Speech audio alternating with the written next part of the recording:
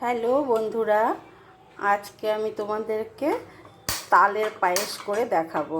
দেখো আমি কি করে তালের পায়েসটা করি। দেখো এই যে তাল আমি গুলিয়ে নিয়েছি।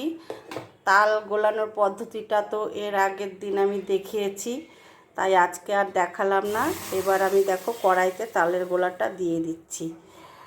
এবার তালটাকে আমি খুব ভালো করে শুকিয়ে নেব, একদম জাল করে শুকিয়ে নেব। আর এদিকে দেখো আমি দুধ বসিয়েছি, এটাতে পায়েস করার জন্য দুধটাকে জাল করতে বসিয়েছি। আর এদিকে তালটাকে আমি শুকিয়ে নিই। এবারে দেখো দুধটা না ভালো মতন দেখো জাল হয়ে গেছে। এবার আমি দেখো চাল দিয়ে দিচ্ছি, গোবিন্দভোগ চাল। এই যে ধুয়ে নিয়েছি, গোবিন্দভোগ চালটা দিয়ে দিলাম। আর দিয়ে দিচ্ছি তেজপাতা।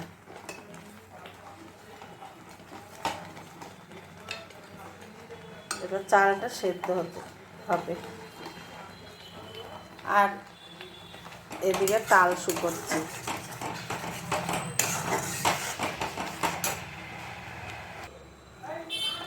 দেখো তালটা একদম শুকিয়ে গেছে, ভালো করে একদম শুকিয়ে নিয়েছি তালটাকে। এবার আমি গ্যাসটাকে বন্ধ করে দিচ্ছি।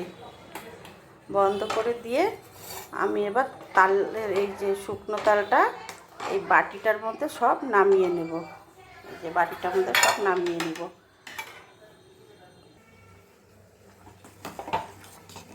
চাল সেদ্ধ হয়ে গেছে। এবারে আমি এই যে এক টুকরো মিষ্টি, ছোটো দেখে এক টুকরো মিষ্টি, আর বড় চামচের 2 চামচ এখানে চিনি আছে, দিয়ে দিলাম। এবারে আর একটু জাল করতে হবে, আর মিষ্টি আর চিনি দিয়ে একটু জলও ছাড়বে, পরে আবার দেখাচ্ছি। কয়েকটা এলাচ দিয়ে দিলাম থেতো করে।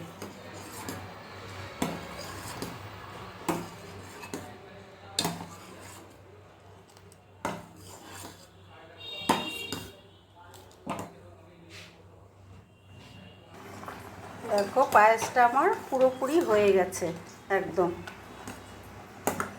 এবারে আমি এই যে তাল শুকিয়ে রেখেছি, দেখো তাল শুকনোটা এই যে পায়েসের মধ্যে আমি দিয়ে দিচ্ছি। সবগুলো তাল শুকনো আমি দিয়ে দেবো পায়েসে দিয়ে তারপরে নেড়ে নেব। আর বেশি জাল দেওয়া যাবে না, কারণ বেশি জাল দিলে যদি দুধটা ফেটে যায়, নাও যেতে পারে। অনেক সময় কোনো তালে হয়, কোনো তালে হয় না। তা যাই হোক, আমি গ্যাসের ফ্লেমটা কমিয়ে তাল শুকনোগুলো আমি দিয়ে দিব, সবগুলো দিয়ে দিই। হ্যাঁ, দেখো সব তালগুলো আমি দিয়ে দিয়েছি পায়েসে। আর আমি কিন্তু ফোটাচ্ছি না, এবার শুধু নাড়ছি, নেড়ে নেড়ে সব মিশিয়ে নিয়ে তারপরে আমি নামিয়ে তোমাদেরকে দেখাবো। হ্যাঁ, তালের পায়েসটা তো হয়ে গেছে। এবারে আমি দেখো এই পাত্রটার মধ্যে ঢেলে দিচ্ছি। এরকম ক্ষীর টাইপের হবে।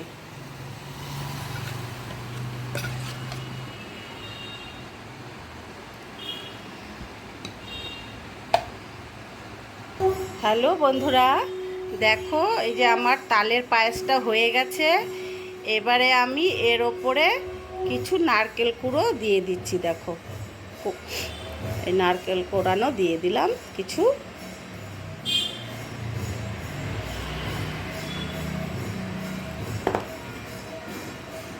আর কিছু কিশমিশ দিয়ে দিলাম।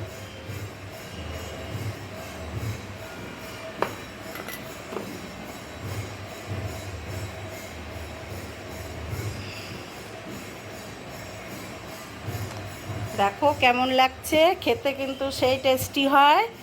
যাই হোক, এবার আমি এটা ফ্রিজে রেখে দেব, তারপরে ঠান্ডা হলে তারপরে খাবো।